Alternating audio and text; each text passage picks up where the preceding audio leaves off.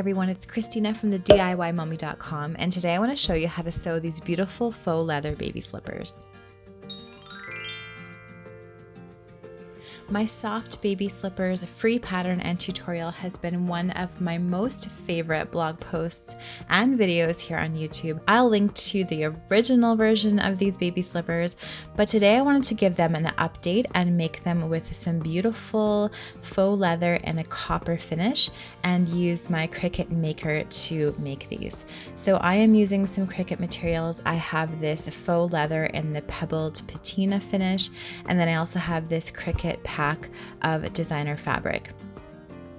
So Cricut did send these to me to try out. They gave them to me for free, and they also did sponsor a blog post for this project. So I will link the blog post down in the description box below, along with all of the details on all of these products.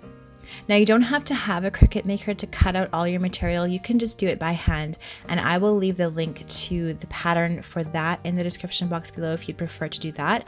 But I will also leave the link to my free Cricut Design Space project to cut out all of the pieces on the Cricut Maker. So the cool thing about the Cricut Maker is that it cuts fabric, which I'm really excited about. So I used it to cut all the faux leather for this project as well as the fabric. And I like it for small projects like this because the pieces are so tiny and they're all curved and everything. So the rotary blade on the Cricut Maker does such a good job. So here's how the faux leather pieces look. And I'm loving this shiny copper color. So you're going to have 2 heel pieces.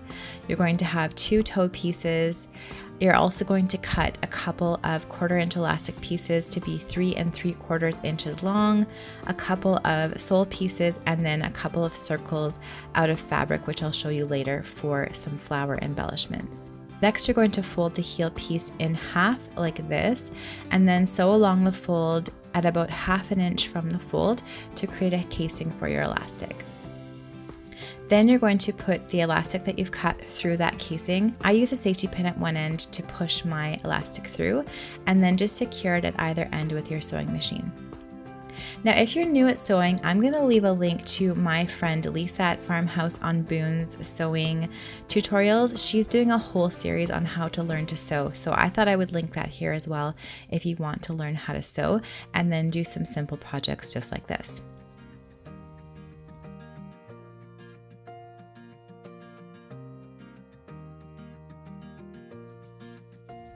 So here's how your heel piece looks, and you're going to do everything here ×2 because obviously you want to make 2 slippers.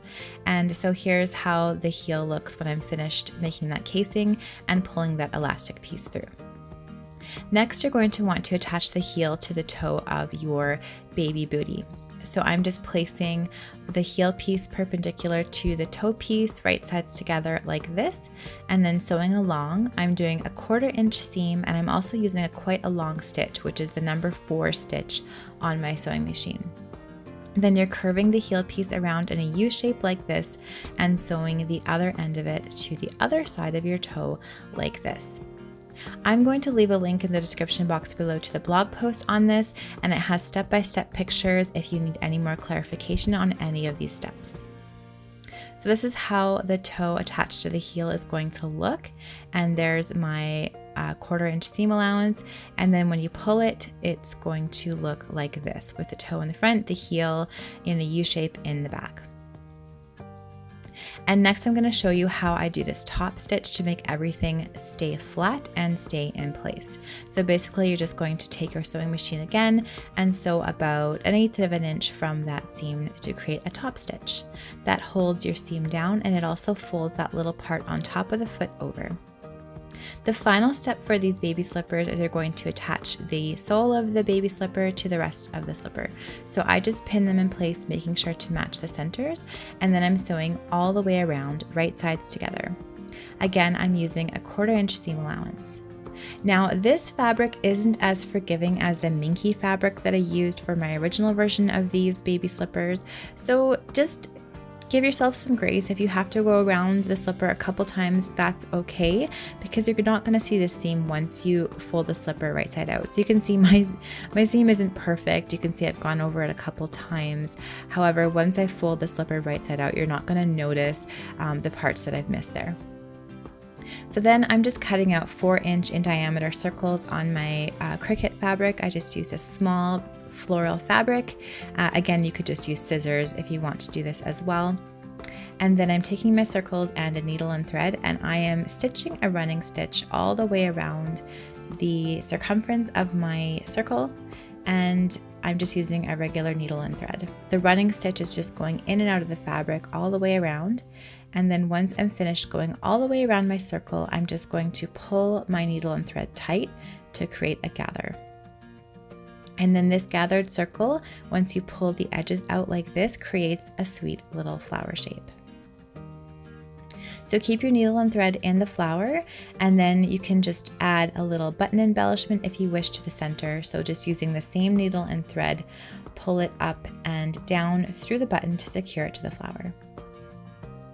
So this is totally an optional embellishment, but I love how it looks on a little girl's slipper. I think these would make such a sweet gift for a little girl at a baby shower, which is what I intend to do with these ones.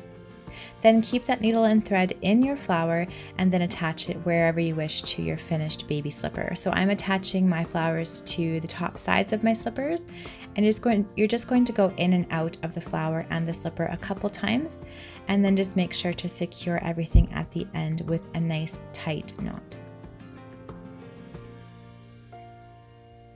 I am really happy with how these sweet slippers turned out. I can't wait to give them as a gift. I think they would make such a sweet gift, maybe along with some other baby essentials. They'd also look cute on top of a diaper cake. I will leave a link to the tutorial for my diaper cakes in the description box below. If you like this video, please give it a thumbs up and subscribe to my channel for more DIY and decor ideas. And I'll see you all again in the next video. Bye!